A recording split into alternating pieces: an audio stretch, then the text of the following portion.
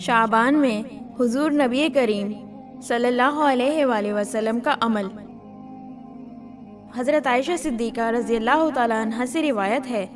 कि रसूल अल्लाह सल्लल्लाहु अलैहि वसल्लम का दस्तूर निफली रोज़ों के बारे में ये था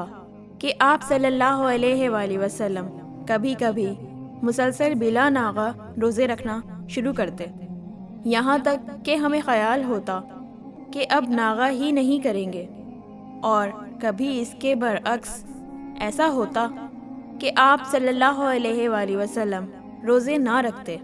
और मुसलसल बग़ैर रोज़े के दिन गुजारते, यहाँ तक कि हमें ख़याल होता कि अब आप सल्लल्लाहु अलैहि वसल्लम बिला रोज़े ही रहा करेंगे। और हज़रत आयशा सिद्दीक़ा रज़ियल्लाहु ताला अन्हा फरमाती हैं कि मैंने कभी नहीं देखा कि रसूल अल्लाह सल्लल्लाहु अलैहि वसल्लम ने रमज़ान के अलावा किसी महीने के रोज़े पूरे रखे हों, और मैंने नहीं देखा